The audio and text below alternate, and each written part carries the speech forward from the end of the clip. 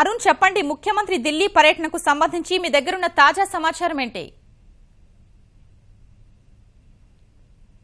గౌసియా, కొద్దిసేపటి క్రితం ముఖ్యమంత్రి చంద్రబాబు నాయుడు ప్రధానమంత్రి నరేంద్ర మోడీ సమక్షంలో అధికారులతోటి నీతి ఆయోగ్ అదేవిధంగా ప్రధానమంత్రి కార్యాలయానికి సంబంధించినటువంటి అధికారులతోటి భేటీ అవడం జరిగింది.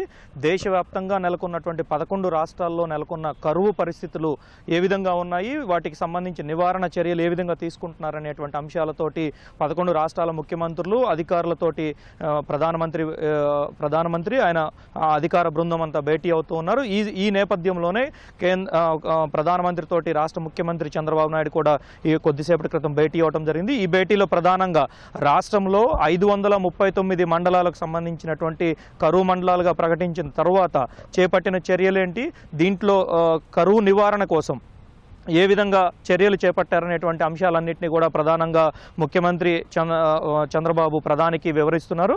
దీంట్లో ఇప్పటి వరకు చేపట్టినటువంటి నీరు చెట్టు కార్యక్రమం కావచ్చు, లేకపోతే ఇంకుడు గుంతలు తవ్వేటువంటి కార్యక్రమం కావచ్చు, వీటన్నిటికి సంబంధించి ఇప్పటి వరకు ఎంత ఖర్చు చేశారు, అదేవిధంగా గత ఏడాది 2015 సంవత్సరంలో చేపట్టినటువంటి చర్యలు, వ్యవసాయ సంక్షోభం కోసం ఇప్పటి వరకు ఖర్చు పెట్టింది ఎంత అనేటువంటి అంశాలన్నింటినీ కూడా ప్రధానంగా ముఖ్యమంత్రి ఆయన దగ్గర ప్రస్తావిస్తున్నారు. ఇప్పటి వరకు దాదాపు 4000 కోట్లకు పైగా రాష్ట్ర ప్రభుత్వం, ఒక ఆంధ్రప్రదేశ్ ప్రభుత్వమే వ్యవసాయ సంక్షోభం నివారణకు ఖర్చు పెట్టినట్లుగా ఇప్పటి వరకు రాష్ట్ర ప్రభుత్వ నివేదికలు చెప్తున్నాయి. ఈ నివేదికల్ని చంద్రబాబు ప్రధాని నరేంద్ర మోడీకి వివరించేందుకు అన్ని రకాలుగా ఏర్పాటు చేసుకున్నారు. వీటితో పాటుగానే ఇప్పటి వరకు చేపట్టినటువంటి కార్యక్రమాల్లో భాగంగా వరద నష్టం కావచ్చు, ప్రకృతి వైపరీత్యాలకు సంబంధించినటువంటి వ్యవహారాలు కావచ్చు, వీటన్నిటికి సంబంధించినటువంటి అన్ని అంశాలను కూడా ప్రధాని వద్ద ఈ సందర్భంగా ప్రస్తావిస్తున్నారు. ఇప్పటి వరకు వరదలకు సంబంధించి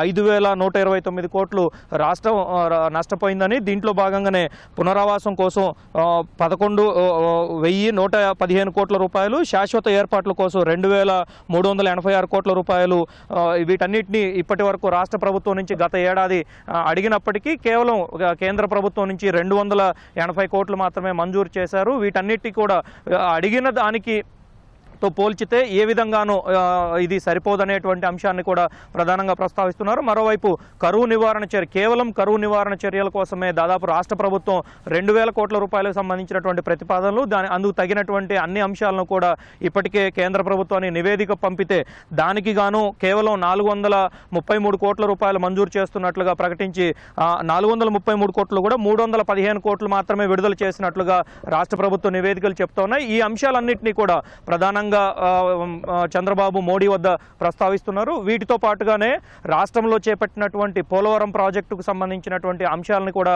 ఈ సందర్భంగా ప్రధానంగా ప్రస్తావించేందుకు అవకాశం ఉంది. ఎందుకంటే పోలవరం ప్రాజెక్టు, అదేవిధంగా పోలవరం ప్రాజెక్టులో భాగంగా ఉన్నటువంటి పట్టిసీమకు సంబంధించినటువంటి ప్రాజెక్టును కూడా ఇప్పటికే పూర్తి చేసి దానికి సంబంధించినటువంటి ఫలితాలను ఇప్పటికే 3 జిల్లాలకు సంబంధించినటువంటి ప్రజలకు అందిస్తున్నట్లుగా ఇప్పటికీ రాష్ట్ర ప్రభుత్వం చాలా గర్వంగా చెప్తుంది. దీంట్లో భాగంగానే ఈ అంశాలన్నింటినీ కూడా వివరిస్తూ పోలవరం ప్రాజెక్టు నిర్మాణం చేపట్టడం పూర్తయితే నదుల అనుసంధానంలో భాగంగా తొలి ప్రాజెక్టుగా కూడా పోలవరం ప్రాజెక్టు కిందకి వస్తుంది. దీనికి వివిధ రాష్ట్ర ప్రభుత్వాల నుంచి వస్తున్నటువంటి అడ్డంకులతో పాటు కేంద్ర ప్రభుత్వం కేంద్ర ప్రాజెక్టుగా ప్రకటించిన తర్వాత నిధుల విడుదలలో కొంత జాప్యం జరుగుతుంది. దీనికి అన్ని విధాలా సహకరించాలని కూడా ప్రధాని చంద్రబాబు ఇద్దరి మధ్య ఈ ప్రధానంగా ప్రస్తావనకు వస్తున్నట్లుగా తెలుస్తూ ఉంది. వీటన్నిటికి సంబంధించినటువంటి ఒక సమగ్ర నివేదికను దాదాపు 20 నుంచి 30 పేజీల సమగ్ర నివేదికను చంద్రబాబు ప్రధానికి అందించిన తర్వాత ఈ అంశాలన్నింటినీ కూడా ప్రధానంగా ప్రస్తావిస్తున్నట్లుగా అధికార వర్గాలు చెప్పాయి. దీంతో పాటుగానే విభజన చట్టం సంబంధించినటువంటి అంశాలు కూడా, కరువుకు సంబంధించినటువంటి నివారణ చర్యలు, అదేవిధంగా ఇప్పటి వరకు చేపట్టిన చర్యలు, భవిష్యత్తులో ఏ విధమైనటువంటి అంశాలు కరువు చోటు చేసుకోకుండా ఉండాలి అంటే ఏ విధమైనటువంటి చర్యలు చేపట్టాలి, రాష్ట్ర ప్రభుత్వం నుంచి ఎటువంటి సూచనలు సలహాలు ఇవ్వాలనేది కూడా ప్రధానికి ప్రత్యేకంగా చంద్రబాబు వివరిస్తున్నారు. దీంట్లో భాగంగానే గ్రౌండ్ వాటర్ లెవెల్, భూగర్భ జల నీటి మట్టం పెంచేందుకు ఇప్పటి వరకు చేపట్టిన చర్యలు, గత ఏడాదిగా చేపట్టిన చర్యల్లో భాగంగా 1.5 సెంటీమీటర్ల వరకు భూగర్భ జలం పెరిగినట్లుగా కూడా రాష్ట్ర ప్రభుత్వాలు ఇప్పటికే కేంద్ర జలవనరుల శాఖకు, భూగర్భ జలవనరుల శాఖకు కూడా నివేదికలు పంపాయి. ఈ నివేదికల్లోని సారాంశాన్ని కూడా ప్రధానికి చంద్రబాబు వివరిస్తున్నారు. ఈ అంశాలన్నిటితో పాటుగా భవిష్యత్తులో చేపట్టేటువంటి అంశాలు, చెరువుల పునరుద్ధరణకు దాదాపు 14,000 చెరువుల పునరుద్ధరణకు, అదేవిధంగా మరమ్మతులు చేపట్టినటువంటి చర్యలను కూడా ప్రధానంగా చంద్రబాబు మోదీకి వివరించేటువంటి అంశాల్లో ప్రధానంగా చోటు చేసుకున్నాయి. వీటన్నిటితో పాటుగానే ఈ అంశాలన్నీ, కరువుకు సంబంధించినటువంటి అంశాలన్నీ ముగిసిన తర్వాత ప్రధాని నరేంద్ర మోడీ అదేవిధంగా చంద్రబాబు ఏకాంతంగా మరో అర్ధగంట సేపు చర్చలు జరపనున్నారు. దాదాపు గంటన్నర పాటు ఇద్దరి మధ్య కరువుకు సంబంధించిన విషయాలు కావచ్చు, మిగతా అన్ని అంశాలకు సంబంధించి గంటన్నర పాటు చర్చలు సాగుతాయి. ఈ గంటన్నరలో అర్ధగంట పాటు దాదాపు ఏకాంతంగా ఇరువురు నేతలు కలిసి చర్చిస్తారు. ఈ సందర్భంలోనే ప్రత్యేక హోదాకు సంబంధించినటువంటి అంశాలు కావచ్చు, అదేవిధంగా రాష్ట్ర విభజన చట్టం అమలు జరుగుతున్న తీరుతెన్నులు, కేంద్ర ప్రభుత్వం నుంచి అందుతున్నటువంటి సహకారము, వీటన్నిటినీ కూడా ప్రధానంగా చంద్రబాబు మోడీ వద్ద ప్రస్తావిస్తున్నారు.